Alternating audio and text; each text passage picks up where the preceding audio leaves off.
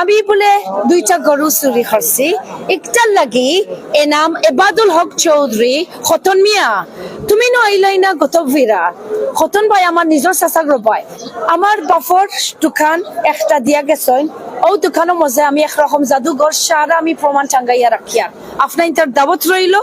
আইবা একটা আম্বরখানা জায়গা আর 23 তারিখ তার মরার তারিখ নাইনি আমি বলে দুইটা গরু চুরি করছি আমি বারবার হইয়ার ইটার সারা প্রমাণ আমি টাঙ্গাইয়া রাখি আর কিলান থান মরার পর থাকি 2004 আমার পুরা বিশ্বাস থান মার্ডার হইছে থান রে খুন করা হইছে পয়সা লাগে আর আইসকেও জানাইনি আমি কই আমার অত দুঃখ লাগে দেখবা আমার বাপে প্রায় 70 বার হজ করছে প্রিয় দর্শক লন্ডনী মাওমে ইয়াসমিন চৌধুরী ও উনার মেয়ে আম্বর চৌধুরী এই মুহূর্তে সিলেটের আদালত পাড়ায় আমরা জানার চেষ্টা করব আসলে আজকে সিলেটের চিফ জুডিশিয়াল ম্যাজিস্ট্রেট আদালত ভবনের নিচে আমরা আছি আজকে তাদের যে হাজিরা ছিল যে দুটি মামলা রঙের এমনকি আরেকটি মামলা ছিল আমরা বিস্তারিত জানছি যারা আমাদের সাথে আছেন অবশ্যই সাথে থাকবেন আসসালামু আলাইকুম আজকে আমি আইছি কারণ আমার মেয়ে খুব কষ্ট করিয়া রোজা মাসাইর আমি যেন আমার উপরে হামলা হয়েছে বিয়ানীবাজার মনে আসেনি ফেব্রুয়ারি মাসে ও ক্ষেত্রে মাশাআল্লাহ আমরা বিয়ানীবাজার পুলিশে আমার একটা এফআইআর হয়নি না এফআইআর তারা মানছে কারণ ও দিন আমার উপরে তো আমি খুব মাইর খাইছি আমারে অ্যাটাক করেছে আমারে ইনামুল হক চৌধুরী আইয়া চেষ্টা করছেন আমারে মার্ডার করবার লাগি যাই হোক আমি হাসপাতাল আসলাম আর ও ক্ষেত্রে দুইবার আইছি কারণ আইসিকু তাইন আজির জজে ডাকছে এনামুল হক চৌধুরী আর আমি আইছি কারণ এই আমার বনি জামাই আর চাচাগর ভাই আর আমি প্রত্যেকবার থানরে যাবলা দেখা হইব আমি চেষ্টা করব আমি যাইতাম আমি থাকতাম আমি চৌকে চৌকে আমার আশে মাইরে দেখতাম কারণ আজকে আমার সাবাল বাচ্চা যে অবস্থা করাইছে আমার পরিবারে খররা কিন্তু আজকে আমি আইছি কারণ ও এফআইআর জাজে মামলার একটা দেখা হয়েছে প্রথমেই বলছি আজকে যে মামলা ছিল ওই মামলার উনি বাদী ছিলেন আর এনামুল হক চৌধুরী ওনার বোনের জামাই উনি ছিলেন আসামি আজকে ধার্য তারিখ ছিল ববি তুমি হও পাইনি থাকি যেন ডায়নার ইন্টারভিউ সব সাংবাদিকরে দেখাই খাই তুমি বুঝাই না তুমি সাংবাদিক যেন পিছনে আর বাকি যে মামলাগুলো আছে মনে করেন ওই যে ইয়াসমিন চৌধুরীর বিরুদ্ধে যে এলিগেশন গুলো ওইগুলো ভুয়া মামলা যেগুলো ওই যে গরু চুরির মামলা একটা আছে তারপরে আপনার বিয়ানীবাজার থানায় গরু চুরির মামলা তারপরে হচ্ছে পেইন্টের রঙের দোকান চুরির মামলা আছে তারপরে এডিএম কোর্টে একটা মামলা ছিল ওইটা থেকে আমরা অব্যাহতি পেয়েছি ওইটা খারিজ হয়ে গেছে ওই মামলাটা আর সাইবার ট্রাইব্যুনালে একটা মামলা আছে ওইটা এখনো তদন্তাধীন আছে ওইটা এখনো কোনো রিপোর্ট আসে নাই যাই হোক ফরেনার মানুষ আমরা প্রোটেকশন দিতেছি যতটুকু পারতেছি এইটাই সে যদি প্রবাসে চলে যায় তার মামলার এখানে যে বিষয়গুলো আছে সেগুলো আপনারা কিভাবে মেনটেন করতে পারবেন সে তো যেহেতু ফরেনার তাকে প্রবাসী যেতে হবে তখন চার্জশিট তো আসে নাই সে দুইটা মামলার তাকে অভিযুক্ত করা হয়েছে কিন্তু সেইগুলোর সাথে জড়িত না যাই হোক সাইবারে ওইটা তদন্তাধীন আছে ওইটাতে এখনো কোনো স্টেপ আমাদের নাই আসামি পক্ষের এখনো নাই আর হলো একটা মামলায় পেইন্টের মামলায় রং চুরি মামলা যেটা দোকান চুরি ওইটার মামলায় সে জামিনে আছে বিদেশ থেকে আসার পরেও আসছে মানে আমরা জামিন নিয়েছি সে জামিনে আছে এখন যদি চার্জশিট চলে আসে তখন আমরা মাননীয় আদালতে একটা বিচারের জন্য মামলাটা ট্রান্সফার হবে ওই কোর্টে আমরা একটা পিটিশন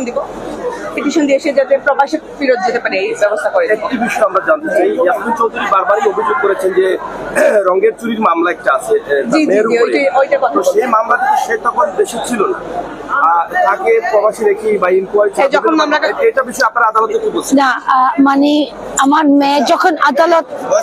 ফাইল হয়েছে তাই দেশ ছিল কিন্তু ঘটনা যেগুলো আছে তাই তো দেশ ছিল যখন মামলাটি ফাইলিং করা হয় কোর্টে তখন সে লন্ডনে ছিল কিন্তু সে এই ঘটনা যখন ঘটনার তারিখটা দেওয়া হয়েছিল তখন সে দেশে ছিল প্রবাসী মানুষ সে তো বিদেশ থেকে এসে রং চুরি করবে না এটা একটা ভুয়া মামলা এখনো রিপোর্ট আসে না রিপোর্ট আসলে আমরা বলতে পারবো আমরা আশা করি এটা ফাইনাল রিপোর্ট আসবে আপনার নাম কি বলেন অ্যাডভোকেট বারজির আমি চৌধুরী ও আসলে বেশি খুব আসলে শরীরটা খুব খারাপ এই যে আদালতের ছেড়ে বারবার বাংলাদেশ এটা কেমন লাগছে ও খুব hello what do you want judiciary of Bangladesh? আমার মামলা ক্যান্সেল হয় আর আমি লন্ডন থেকে চলে যাব আমার আম্মাকে তাই যাইতো কি আমার লগে খর বুঝলানি লাগে না প্রেমা কিন্তু আসলে খুব খুব একরকম অসহায় একলা তো আসিল লন্ডনে 6 মাস ওকে তাই রুফেও যেন দেওয়া হয়েছে আমার পরিবারে আমার পরিবারে দেওয়া হয়েছে যেন তাই রং চুরি করছে তারপরে আরেকটা আছে নামক চুরি এখন আমি একটা জিনিস কইলাম উনি তো স্টুডেন্ট লন্ডন চলে যাবেন লেখাপড়ার জন্য তখন মানে উনি কি বলবেন আমাদের আদালতের উদ্দেশ্যে এবং আইনের উদ্দেশ্যে তাই আসলে বেশি বিচার বুঝিয়ে দেন আপনি মানে উনি তো চলে যাবেন ওনার স্টাডিতে তখন ওনার মামলা কিভাবে চলবে এবং কি আইনের উদ্দেশ্যে উনি কি বলবেন Now that you're a student, given that you're a student, yeah, how are you coping with all of this, and how do you want to manage your legal affairs? Yeah, তাই খর আমি ফারিয়ান না, আমি কিলান ম্যানেজ করবো, তাই খর এর লাগি তো আমরা আরেকটা কারণ মহিলা উকিলও রাখছি মাইন্ড করবে না রাইট একটা পুরুষ কিন্তু আমরা ডায়না মেমোর কাছে আমরা রাখছি আর তাই খুব কষ্টে আছে আর তাই খুব দুঃখে জীবন যার কিন্তু একটা আমার পরিবারে করছে আর তাই বারবার কর ওই যে ইউ ওয়ান্ট ক্যান্সেল তাই কর মামলা উঠাও